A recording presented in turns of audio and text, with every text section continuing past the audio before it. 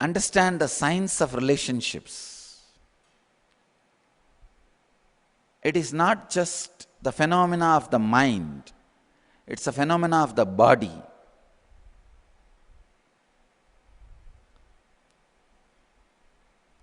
Do not collapse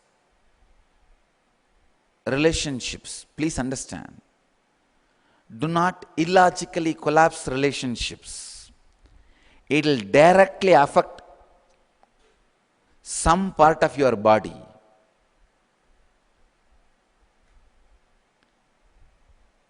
Unless you are logically completely convinced that this relationship can't be maintained, this is going to be abusive, it is going to be disturbing and disrupting your life, don't collapse any relationship. That is why I always insist when people come to me asking they want to break their family, they want to go for divorce, I tell them, wait for some more time. They say, no, Swamiji, anyhow I have decided I can't live with her, I can't live with him, better let me break now. Why torture? I tell them, no. If you are tortured, your muscle memory and biomemory will strongly start believing this is more disruptive, this is not the way you want to live. Then if you break, you will not have any physical diseases. But before your biomemory or muscle memory is convinced, only when your head, the mind is convinced, if you break, the collapsing will simply turn into a disease inside you. That is why I insist, wait for some more time. Whether your muscle memory or biomemory changes your decision or it is going to support your decision, let's see. Let us see how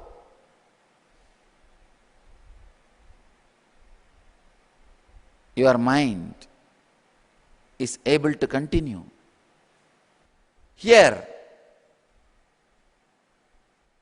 many parts of the Arjuna's biomemory is shivering because they are going to die.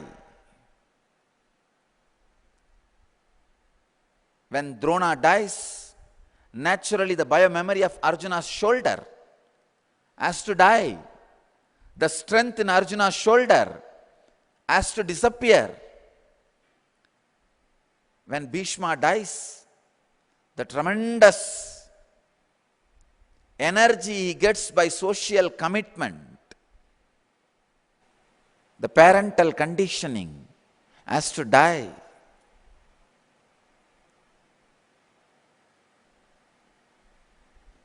When Saguni dies, when Karna dies, the tremendous energy he gets by the anger and violence has to die. Understand, when your enemy is dead, there is nobody to invoke energy in you. If you are driven only by anger and violence,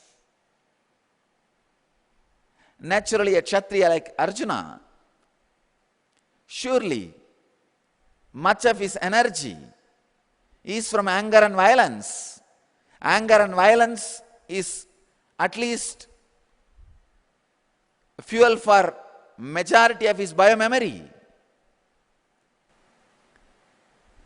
That is his petrol tank. That is his fuel. So even if the enemy is dead, some part of you is going to die. Something is going to disappear. Now he is facing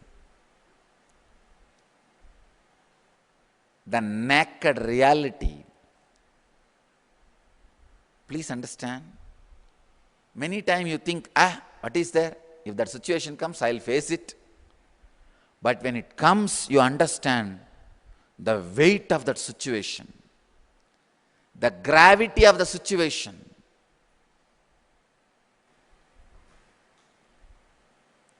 All courage, valor, power of Arjuna is suddenly disappearing. He feels he did not plan for it. There was a man who would regularly pray to God that he wins the lottery. One day he was abusing God. What is this for so many years? I am praying to you. And I am doing all kinds of prayers, all forms of worships. From pouring milk to the showing camphor. All the puja, all the homa. Why? I am not winning a lottery. God was tired of hearing his abusal. He just appeared and said, "Fool, why don't you buy a lottery ticket at least for once?"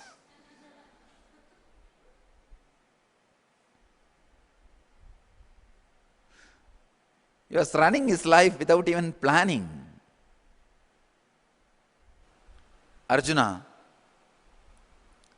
is not able to face the situation he has invoked upon himself. The power of relationships are so strong.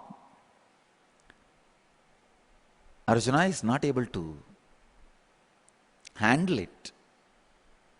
I tell you, every relationship plays certain role in your inner space. Not just the people who brought you up or who spent time with you. Even ordinary person who gave you one meal, one piece of cloth, one day shelter. Even they all play some role in your muscle memory. Somebody who gave you food one day, if he dies, at least one day your muscle memory will be shrunk, will not be alive, active. When you give just one meal or one piece of cloth or even one flower to the master, the connection becomes so strong.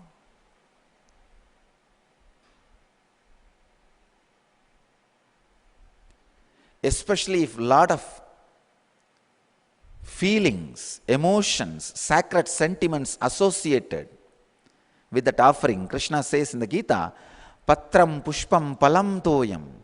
Just one fruit, one flower, or one leaf.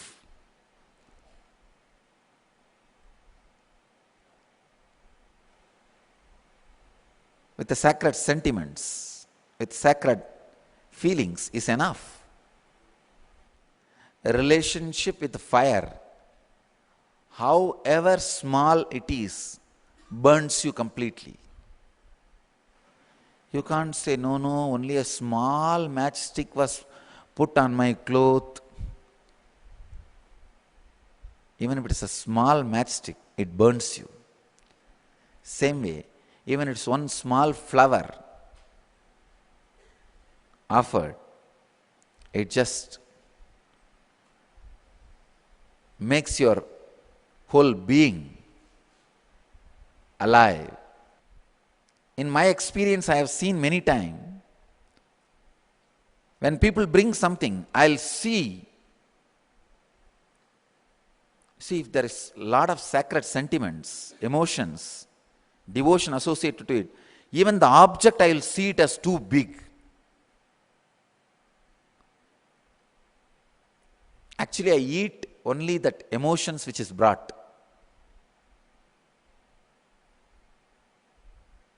I may not eat that, whatever they brought physically, but when I touch, I swallow their sacred sentiments. I enjoy the devotion with which they brought. Whether it is some sweet or a flower or a cloth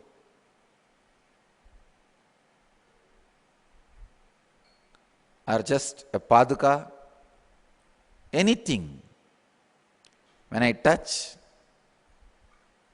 I accept the emotion which is huge sitting on that object with every action. Some form or other relationship gets built in your life.